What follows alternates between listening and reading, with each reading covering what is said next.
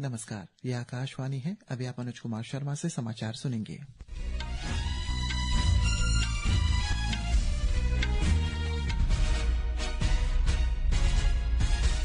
पहले मुख्य समाचार। श्री नितिन नवीन भारतीय जनता पार्टी के राष्ट्रीय अध्यक्ष बने। प्रधानमंत्री नरेंद्र मोदी और अन्य वरिष्ठ नेताओं की उपस्थिति में नई दिल्ली स्थित पार्टी मुख्यालय में पद की शपथ ली। प्रधानमंत्री ने विश्वास जताया, श्री नवीन भाजपा की विरासत को आगे बढ़ाएंगे। उन्होंने कहा, श्री नितिन नवीन युवा ऊर्जा और संगठनात्मक अनुभव पार्टी के लिए लाभकारी साबित होगा। प्रवर्तन निदेशालय ने सबरीमला मंदिर में संपत्ति के कथित दुरुपयोग के सिलसिले में 3 राज्यों के 21 स्थानों पर तलाशी अभियान चलाया।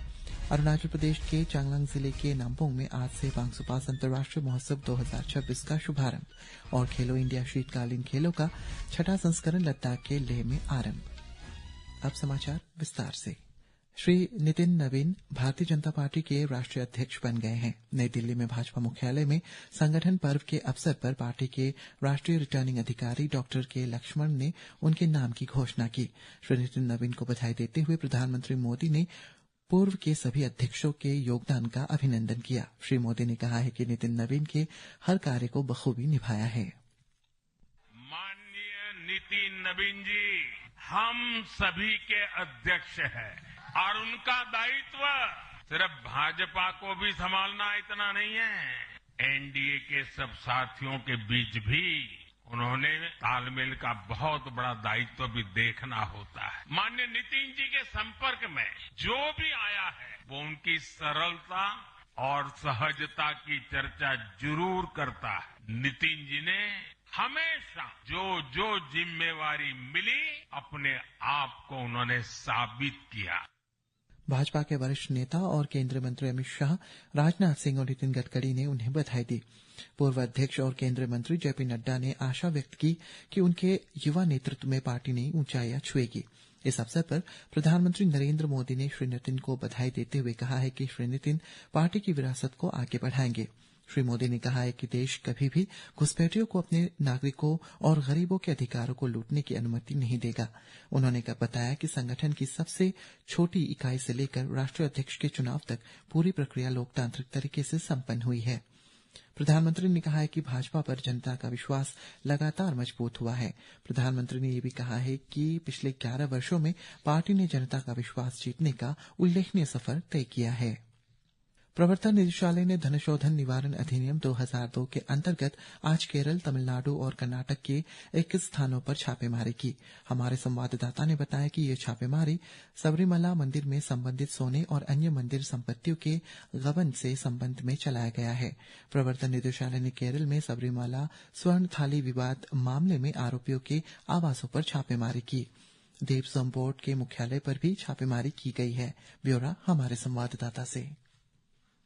प्रवर्तन निदेशालय ने पूर्व देवस्वम बोर्ड के अध्यक्षों के घरों के साथ साथ सबरीमाला सोना विवाद मामले के मुख्य आरोपी और अन्य लोगों के घरों पर भी छापे मारे। इस बीच केरल उच्च न्यायालय की देखरेख में काम कर रहा विशेष जांच दल का सबरीमाला में जांच जारी है। इस बीच मुख्य आरोपी को विजिलेंस कोर्ट ने सबरीमाला से जुड़े एक मामले में जमानत दे दी। हालांकि वो जेल में ही रहेगा क्योंकि वो सबरीमाला से जुड़े एक और मामले में अभी भी न्यायिक हिरासत में है। समाचार। तमिलनाडु के राज्यपाल आर.एन. रवि ने आज राज्य विधानसभा में अपने पारंपरिक संबोधन में डीएमके सरकार द्वारा तैयार किए गए हिस्से को पढ़ने से इनकार कर दिया है क्योंकि उसमें कुछ त्रुटियां थी।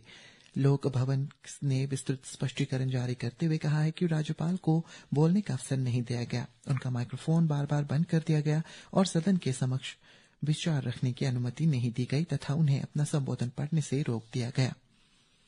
केरल विधानसभा का बजट सत्र आज तिरुवनंतपुरम में शुरू हुआ। राज्यपाल राजेंद्र विश्वनाथ अर्लेकर ने अपने संबोधन में कहा है कि केरल विकास के पथ पर अग्रसर है।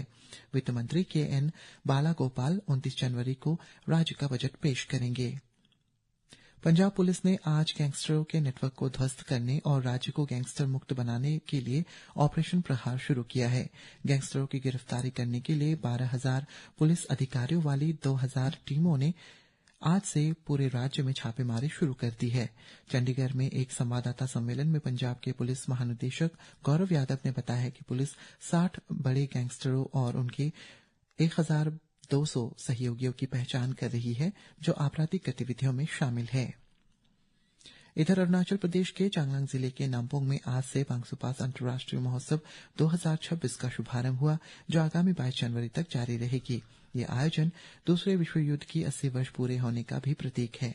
महोत्सव भारत और म्यांमार के बीच क्रॉस बॉर्डर सांस्कृतिक आदान प्रदान के लिए एक बड़ा मंच बन गया है और इसमें पारंपरिक खेल, स्थानीय व्यंजन आदि शामिल किए गए हैं। अरुणाचल प्रदेश के ईटानगर स्थित एमएसएमई विकास एवं सुविधा केंद्र ने ईस्ट सियांग जिले के पासीघाट जिला प्रशासन एवं जिला उद्योग केंद्र के साथ मिलकर पासीघाट के आईजीजे ऑडिटोरियम में पीएम विश्वकर्मा योजना पर एक दिवसीय संगोष्ठी सह जागरूकता कार्यक्रम आयोजित किया। कार्यक्रम में भाग लेते हुए ईस्ट सियांग जिला पासीघाट के डीआईसी की एडीआई अनिमा गामेंग ने प्रतिभागियों को बताया कि पीएम विश्वकर्मा योजना भारत सरकार द्वारा पारंपरिक कारीगरों और शिल्पकारों के लिए शुरू की गई एक महत्वपूर्ण योजना है। रक्षा मंत्रालय ने बताया है कि इस वर्ष नई दिल्ली के कर्तव्य पथ पर आयोजित होने वाली 77वीं गणतंत्र दिवस परेड के लिए लगभग 10,000 विशेष अतिथियों को आमंत्रित किया गया है। ब्यौरा हमारे संवाददाता से।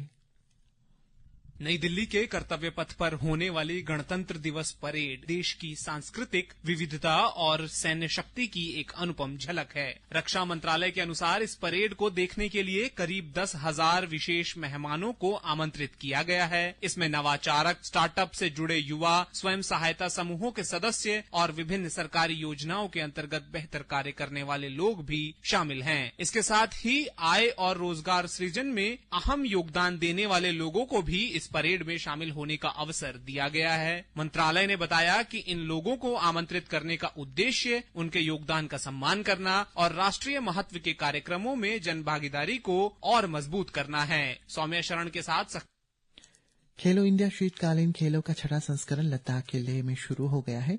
उपराज्यपाल कविंदर गुप्ता ने इसका उद्घाटन किया। 21 राज्यों और केंद्र शासित प्रदेशों के खिलाड़ी हॉकी और स्केटिंग जैसे बर्फीले खेलों में प्रतिस्पर्धा करेंगे। इस संस्करण में ओलंपिक खेल फिगर स्केटिंग को भी शामिल किया गया है। स्पीड स्केटिंग और शॉर्ट ट्रैक स्केटिंग भी इसमें आयोजन की जाएगी। आइस हॉकी प्रतियोगिताएं फ्यांग स्थित एनडीएस आइस हॉकी स्टेडियम और लद्दाख स्काउट रेजिमेंटल सेंटर में आइस हॉकी रिंक में आयोजित की जाएगी।